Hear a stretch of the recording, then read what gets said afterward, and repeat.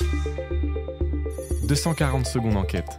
120 secondes de plus pour approfondir un dossier exclusif de Capital.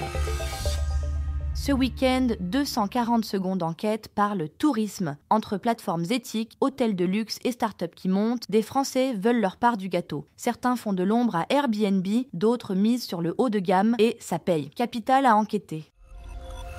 Quand on parle tourisme, on pense Airbnb, Booking ou Accor. Et pourtant, plusieurs initiatives françaises se démarquent. À commencer par Gringo ou Gens de Confiance, 2 sites web qui veulent proposer autre chose que la simple boîte à clés sur la porte. Leur credo, des vacances plus responsables, plus humaines et souvent moins chères. Chez Gringo, on mise sur des hébergements écologiques et originaux. Yourtes, cabanes dans les arbres, tiny house. Le tout pour un prix moyen de 90 à 100 € la nuit pour 2 personnes. Créée en 2021, la plateforme propose plus de 20 000 hébergements, en majorité tenus par des professionnels. Et côté commission, Gringo facture 14% de frais pour l'hébergeur. De quoi rivaliser avec Airbnb ?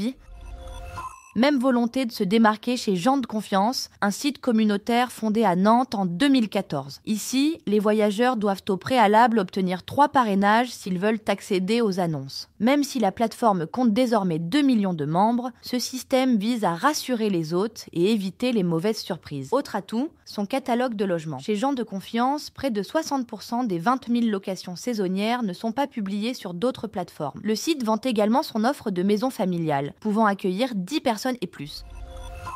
Mais la révolution ne s'arrête pas là. Elle touche aussi le luxe. Et là encore, plusieurs entreprises françaises gagnent du terrain. Elles s'appellent Expérimental, Paris Story, Maison Pariante, H8 Collection, Chapitre 6, etc.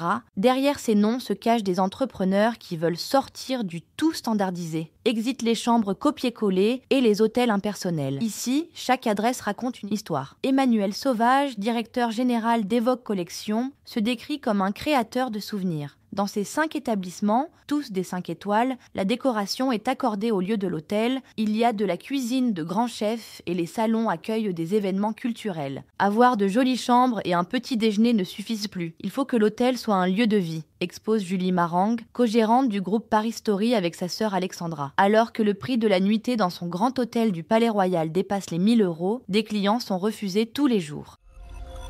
Un succès partagé par le groupe Expérimental, né d'un simple bar à cocktail à Paris. Aujourd'hui, la société pèse 80 millions € de chiffre d'affaires et gère 15 hôtels, pas mal pour 3 copains partis avec 15 000 € chacun. Le bar était très rentable et nous avons tout réinvesti. Cela nous a permis de grossir très vite, explique le dirigeant, Romé de Gorienov. Expérimental ne possède pas les murs. Dans l'hôtellerie, beaucoup de marques assurent simplement la gestion de l'hôtel et se rémunèrent en récupérant une commission sur les revenus du site. Aujourd'hui, le marché de l'hôtellerie haut de gamme est porteur. Ce qui fait rêver, c'est d'aller découvrir de nouveaux lieux et d'être là où il faut être, analyse Stéphane Pinaton, expert de l'hôtellerie au cabinet OMS. Une tendance qui semble bien partie pour durer, le nombre de chambres dans les hôtels de luxe pourrait grimper de 53% en Europe entre 2023 et 2028. Ce milieu bouillonnant d'activité attire l'œil des grandes fortunes de France qui investissent des millions dans les enseignes en vogue. L'hôtellerie est un placement de long terme, à la fois rassurant, sympathique et prestigieux, fait remarquer l'expert Stéphane Pinaton. Envie d'en découvrir plus ? Retrouvez notre dossier tourisme en intégralité sur Capital. Ce podcast a été écrit par les journalistes de Capital et mis en voix par une intelligence artificielle. Abonnez-vous sur votre plateforme habituelle pour écouter un nouvel épisode chaque samedi.